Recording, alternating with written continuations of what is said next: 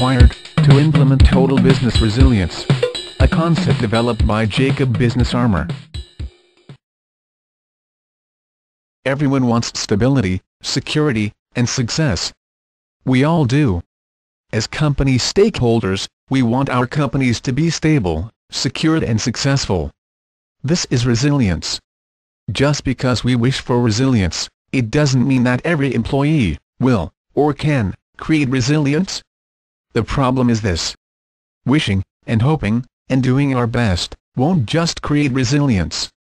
Resilience is a team effort. Resilience requires everyone to play a part. But not everyone is able, or is willing, to play their part. That is the problem. Let me explain. Let's carry out some critical thinking, shall we? Resilience means having to deal with risk situations around us. This is the risk managing process, and it is in 5 distinct phases, which are: hazard perception, risk assessment, risk behavior, risk actions, and risk monitoring. Unless one goes through these 5 steps promptly and adequately, the risk cannot be effectively eradicated or managed.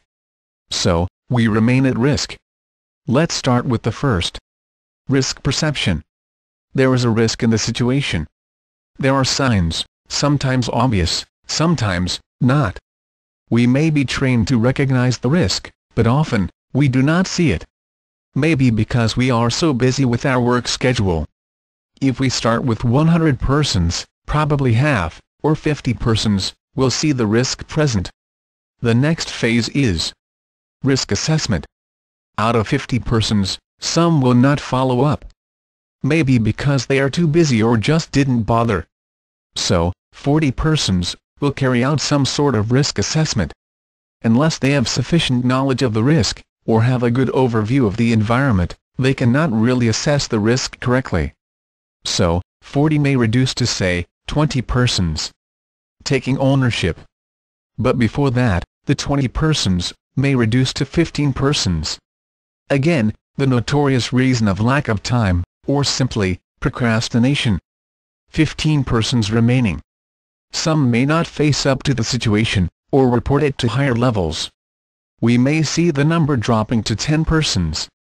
These 10 possess the right risk attitudes, whom we can rely on to consider taking some actions. Problem solving.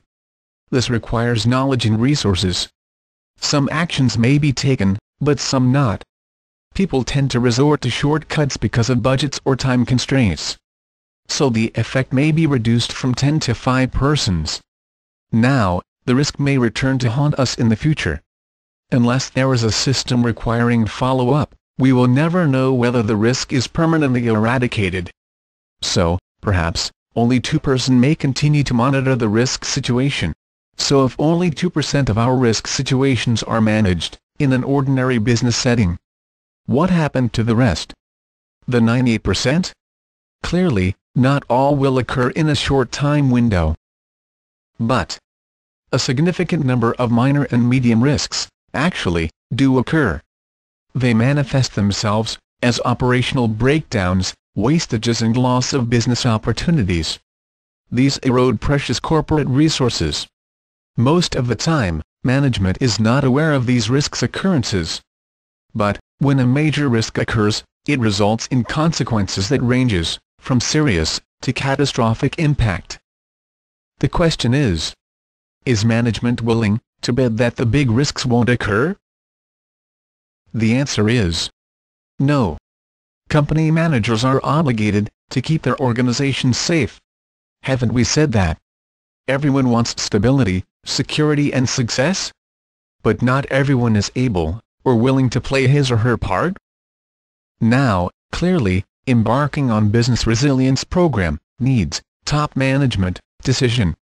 And we need a company-wide resilience system, in order that everyone complies with requirements. To do all these, top management has to issue a policy to direct the implementation of a business resilience program. This is management decision required.